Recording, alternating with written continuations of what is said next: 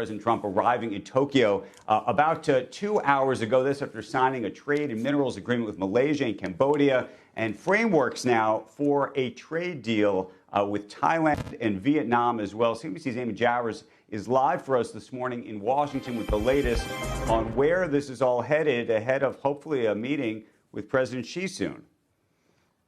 Yeah, that's where we might end up at the end of the week, Andrew. President Trump arrived in Japan this morning after a whirlwind weekend in Malaysia, where he reached trade and mineral deals, as you say, with Malaysia and Cambodia, and set up those frameworks for trade agreements with Thailand and Vietnam.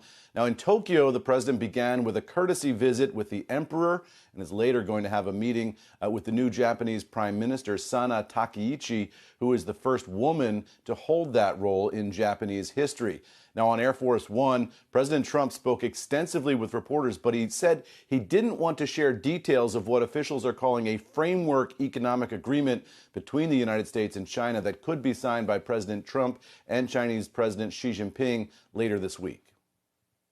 I don't want to tell you what the understanding is, because what we understood yesterday or 2 days ago or even today is not going to be necessarily what it's going to be in 2 days. I mean, we're going to have a great talk.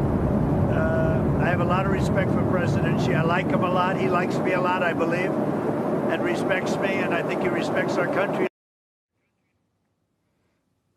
Indicating there that the trade talks are somewhat of a moving target. Now, speaking to NBC's Kristen Welker, Treasury Secretary Scott Bessent yesterday sounded an optimistic note on those Chinese negotiations, arguing that the president's tariff threat has helped to get a deal.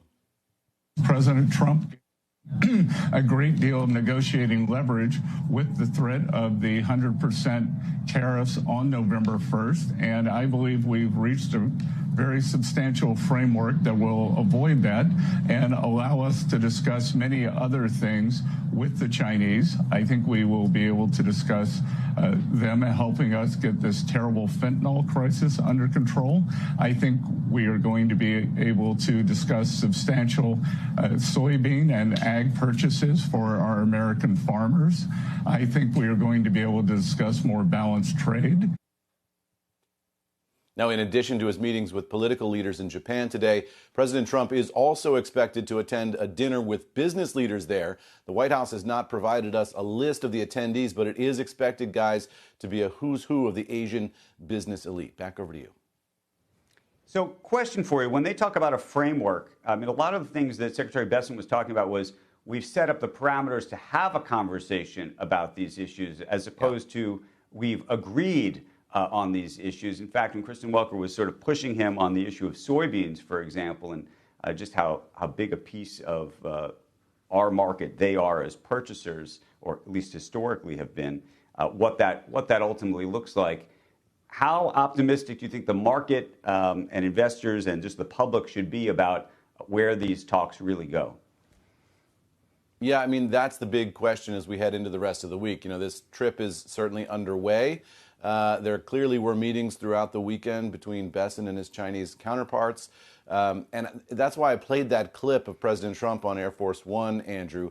You know, he's saying he doesn't want to talk about the details of what's in this framework because his understanding, you know, yesterday might not be the same as today, might not be the same as tomorrow. That, to me, indicates, you know, very much a moving target in terms of these negotiations. This does not seem like a deal that is done and finalized yet. It seems like it is still a work in progress, but they do seem optimistic that they will get there by the end of the week when the president is scheduled to sit down with Xi Jinping. Nothing can really be finalized until those two leaders meet in a room. But the goal here is to set up as much as you can for success by the end of the week. The president was asked on Air Force One about a TikTok deal. Remember, he's announced that deal previously.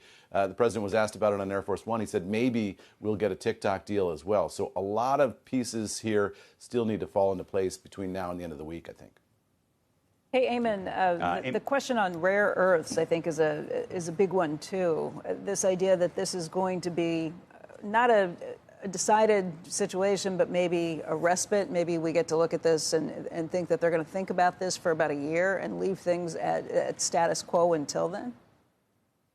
Yeah, the expectation is that the Chinese would, you know, lift their export controls in some form or fashion as part of this deal. You know, what form and fashion that ends up taking, you know, that's sort of up in the air. And as at the same time the president's trying to do those negotiations with the Chinese, he's also very quickly trying to secure rare earth supplies elsewhere, including in the United States, he has said. And the key there is the processing bottleneck. You know, can they process outside of China in an economic way? And so the president's been taking steps, you know, aggressively around the world to try to, you know, reshore or at least differently offshore the rare earth supplies from someplace else other than China. In the short term, though, they do hope to get that export control situation cleared up by the end of this week. But again, that's one of those moving parts that seems to still be moving right now. Okay. Eamon Javers, thank you, sir. We appreciate it. Of course, we'll be talking about a lot this week.